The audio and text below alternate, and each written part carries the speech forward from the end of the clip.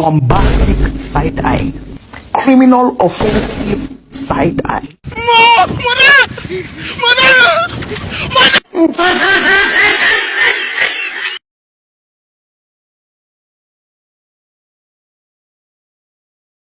Assalamualaikum warahmatullahi wabarakatuh. Perkenalkan, nama saya Muhammad Ardi Nur Saputra. Saya dari kelas 11-3. Di sini saya akan menjelaskan apa sih itu hukum HES, pengertian hukum HES, manfaat hukum HES, sama contoh dalam kehidupan kita sehari-hari itu apa aja.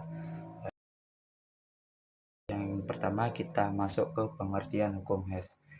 Hukum HES dalam kimia adalah aturan yang menyatakan bahwa perubahan entalpi total suatu reaksi kimia hanya bergantung pada keadaan awal dan akhir reaksi, bukan pada jalur atau tahap-tahap yang dilalui selama reaksi tersebut. Dengan kata lain, entalpi atau delta H bersifat fungsi keadaan, sehingga jumlah perubahan energi dalam suatu reaksi kimia akan sama terlepas dari cara reaksi tersebut berlangsung.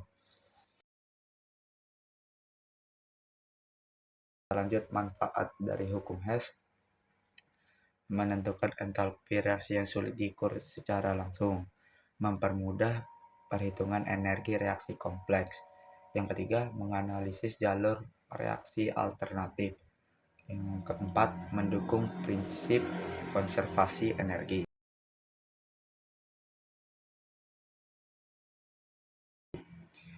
Kita masuk ke contoh hukum HES dalam kehidupan sehari-hari. Mencapai tujuan dengan rute berbeda. Contohnya, jika Anda mengendarai mobil menuju satu tujuan, Anda bisa mengambil jalan pintas atau mengikuti rute yang lebih panjang dengan belokan dan jalan memutar. Meskipun rutenya berbeda, energi yang dibutuhkan untuk berpindah dari titik A ke titik B atau dalam hal bahan bakar yang digunakan sebagian besar bergantung pada jarak total, bukan rute spesifik yang Anda ambil jika faktor-faktor seperti gesekan atau kemacetan tidak diperhitungkan. Ini mencerminkan prinsip hukum HES yang menyatakan bahwa energi total atau entalpi tidak dipengaruhi oleh jalur yang ditempuh. Jadi kita akan masuk soal ke pembahasannya.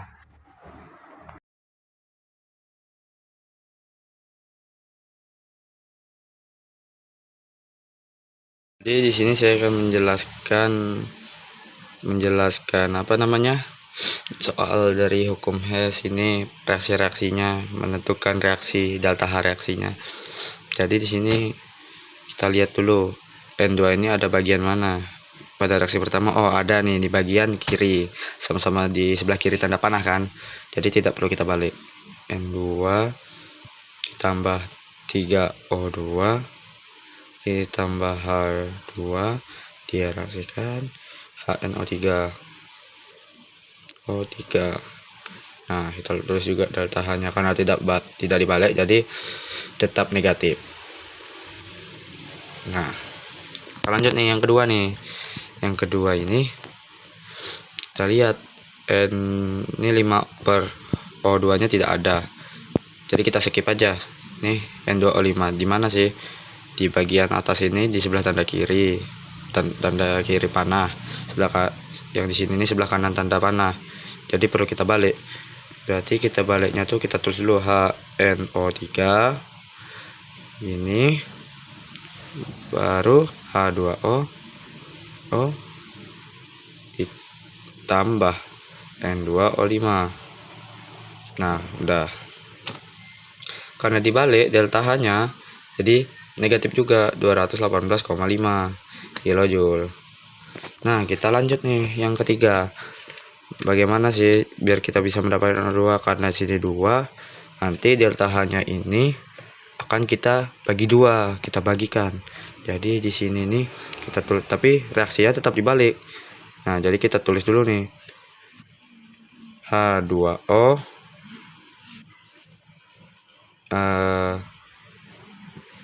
H2O sini O2 ditambah H2. Nah, karena sudah kita bagi 2 ininya, jadi hasilnya tuh plus 143,52 kilojoule karena kita bagikan tadi. Nah, selanjutnya nih kita lihat mana sih yang bisa dicoret. Yang dicoret nih, nah ini bisa H2O nya kita coret, terus HNO3 nya kita coret. Nah, kita coret lagi, kita coret lagi nih. Oh, kita coret lagi yang, nah jadi kita hapus lagi nih karena H2 nya nih sebelah kiri tanda panah, sedangkan yang di sini nih sebelah kanan, jadi kita hapus saja, kita coret maksudnya. Nah, kita coret dulu.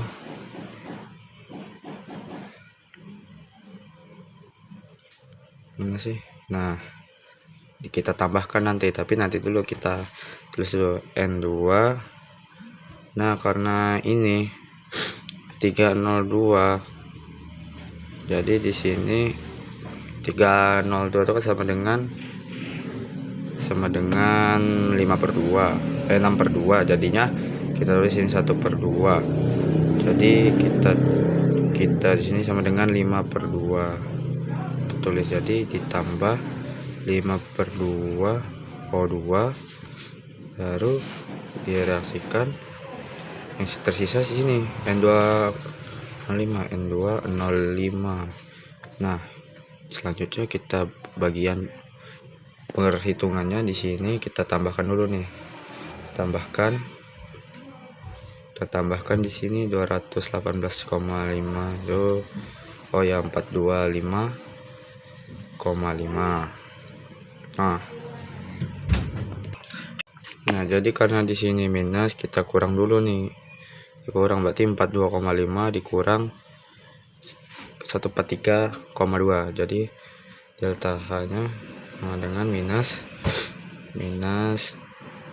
Jadi hasilnya itu minus 282,3 kilojoule. Nah, jadi segini aja mungkin untuk soal yang pertama. Mohon maaf apabila ada kesalahan. Kita lanjut soal kedua.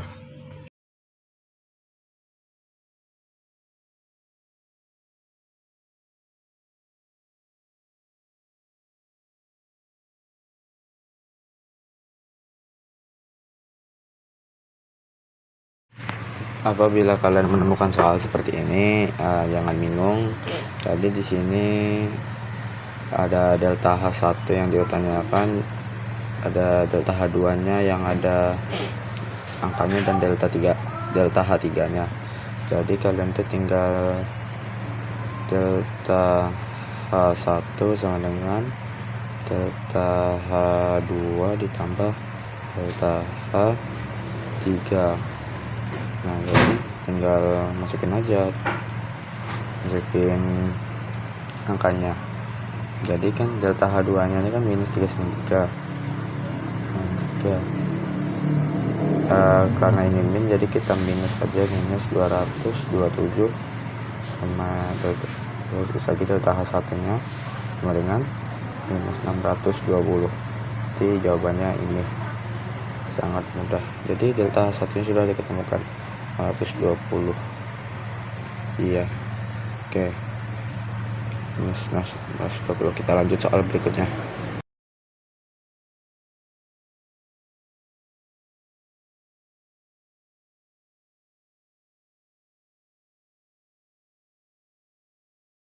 Jadi sini saya akan menjelaskan yang belum diketahui reaksi dari kalornya itu. Di sini ada kalor pembakaran.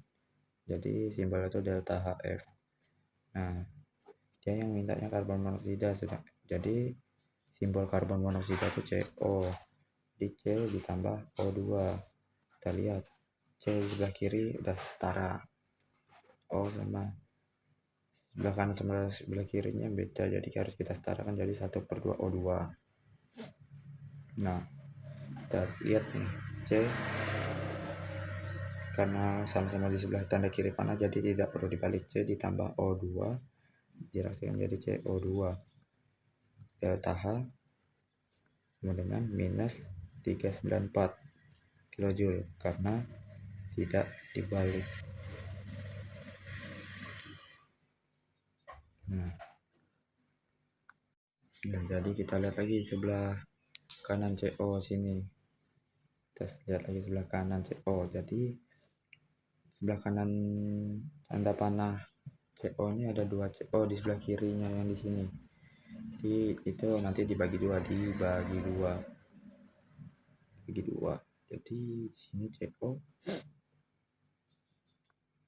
dibalik juga reaksinya. Jadi ini kita mulai dari sini, CO2 disetarakan dibagi 2 jadi CO, tambah dibagi 2 jadi 1/2 O2.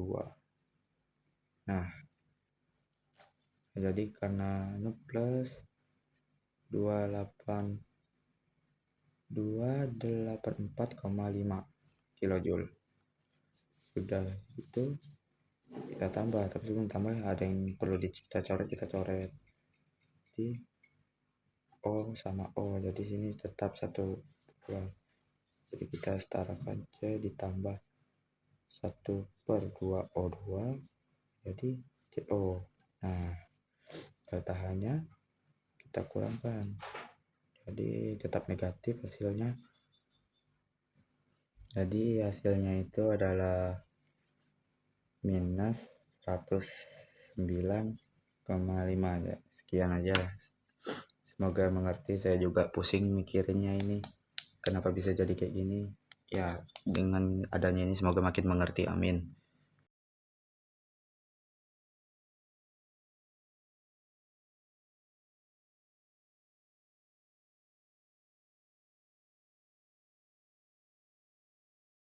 Lanjut soal yang ketiga. Di sini ada soal yang seperti ini. Kita harus menentukan dulu untuk jalan yang pertama, karena jadi delta H1 ini adalah jalan pertamanya. Jadi kita tulis dulu jalan 1. Nah, kita habis itu kita tentukan nih jalan keduanya. Oh, jalan kedua ini yang delta H2 sama delta H3.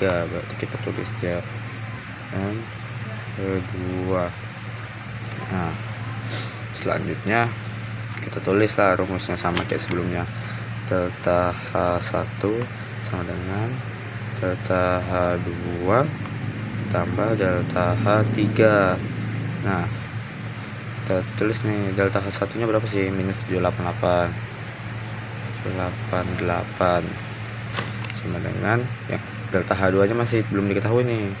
Delta H2 baru ditambah minus 566.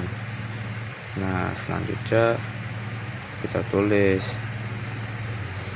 jadi minus 788 kita pindahkan ruasnya, jadi ditambah, karena berpindah ruas kan jadi positif, jadi 566 dengan delta H2.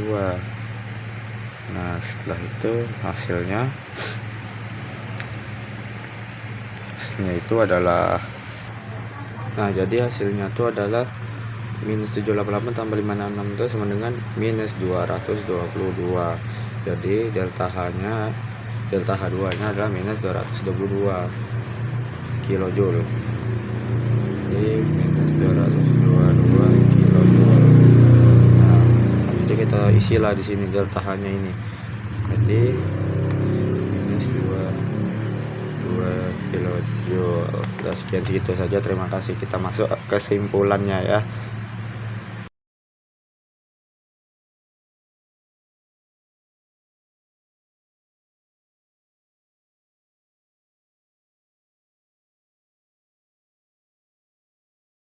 Jadi kita sudah masuk ke kesimpulan dari hukum Hess ini adalah perubahan entalpi dalam suatu reaksi kimia konservatif atau tetap selama keadaan awal dan akhir sama, meskipun reaksi berlangsung dalam satu tahap atau beberapa tahap.